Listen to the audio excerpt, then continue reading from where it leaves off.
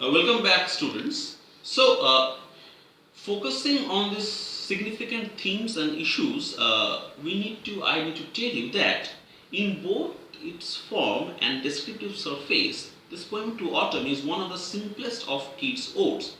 There is nothing confusing or complex in Keats' paean to the season of autumn, with its fruitfulness, its flowers, and the song of its swallows gathering for migration. Right? So, the extraordinary achievement of the poem lies in its ability to suggest or to explore or develop a rich abundance of themes without ever ruffling its calm, gentle, and lovely description of the season. Where in another poem, in Ode to Melancholy, in this poem, Keats presents itself a strenuous heroic quest, but in this poem, To Autumn, this poem is concerned with the much quieter activities of daily observation and appreciation, right? So it is in this quietude the gathered themes of the preceding odes find their fullest and most beautiful expression. Despite the coming of chill winter, as we witness in the third stanza, the late warmth of autumn provides Keats' speaker with ample beauty to celebrate the cottage and its surroundings in the first stanza, the agrarian haunts of the goddess in the second, and the locales of natural creatures in the third. So here the narrator, the speaker, is able to experience these beauties in a sincere and meaningful way because of the lessons that he has learned in the previous odes. He is no longer insolent, no longer committed to the isolated imagination like we find in the Ode to Psyche. He is no longer attempting to escape the pain of the world through an ecstatic rapture like we find in Ode to Nightingale. He is no longer frustrated by the attempt to eternalize mortal beauty of subject of eternal beauty of time, as we witness in Ode to an Grecian R.R.M. And most importantly, like Ode to Melancholy, in this poem he is no longer able to frame the connection of pleasure and the sorrow of loss as an imaginary heroic quest. In To Autumn, in this poem, the speaker's experience of beauty refers back to earlier odes, right? Like the swallow recalls the nightingales, both of these are birds.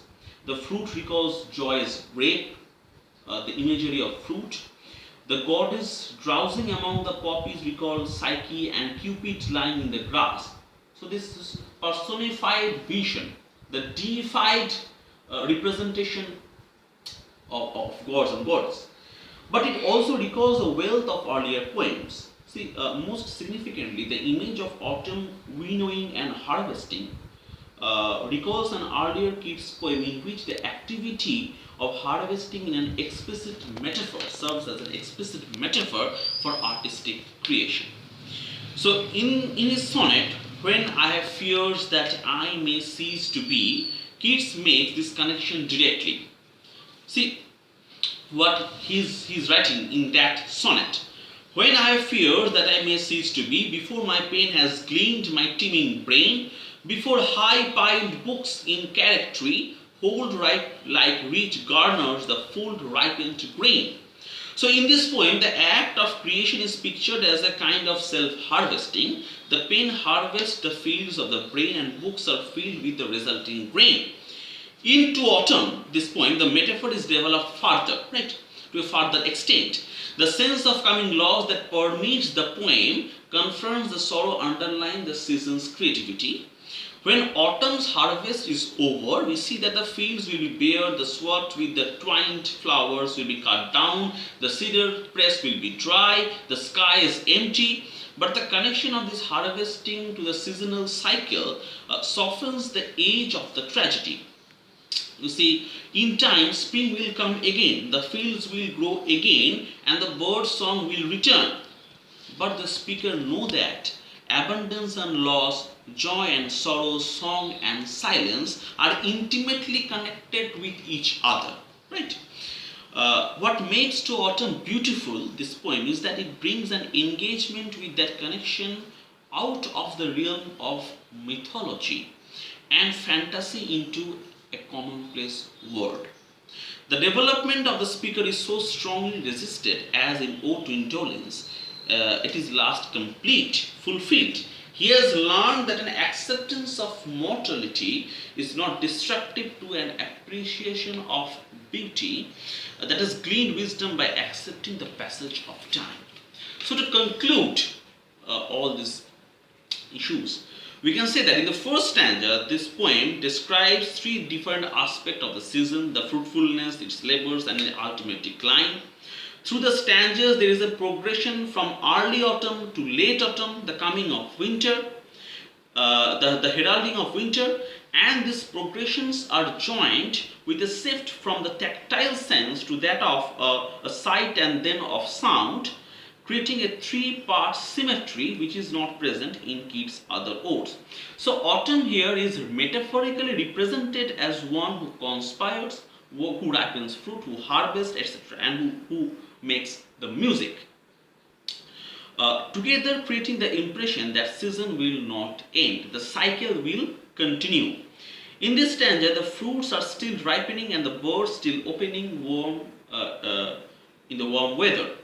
Stuart Sperry, the critic, says that Keats emphasizes the tactile sense here, suggested by the imagery of growth and gentle motion, swelling, bending, and plumping. In the second stanza, the season autumn is personified as a goddess, as a harvester, to be seen by the viewer in various guises, performing laborious tasks essential to the provision of food for the coming year.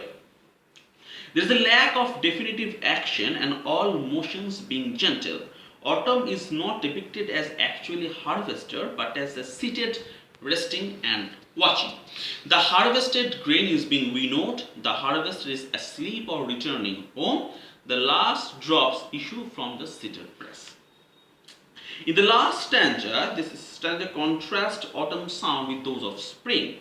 The sounds that are presented are not only those of autumn but essentially the gentle sounds of the evening. Gnats wail and lamb bleat, I am quoting from the poem, in the dusk. As night approaches within the final moments of the song, night refers to death, as we have learned from Tagore's poem. Death is slowly approaching alongside the end of the year. The year is coming to an end like death, birth and death. The full-grown lambs like the grapes, gourds and hazelnuts, the twittering swallows gather for departure, leaving the fields bare. So there are references to spring. The growing lambs and the migrating swallows remind the reader that these seasons are set in a cycle, rotating, constantly rotating, and widening the scope of this poem from a single season to human life in general. So many critics consider that this poem, To Autumn, is a catalogue of concrete images, most closely described as a paradise as realized on earth. So it also focuses on archetypal symbols connected with season. Like you see, the autumn represents growth, maturation and finally an approaching death. There is a sense of fulfillment and union between the ideal and the real which we experience while reading this poem. So that's all for now. In the last part, in the next lecture, I shall be focusing on those critical comments and observations made by critics regarding Keats' poem To Autumn.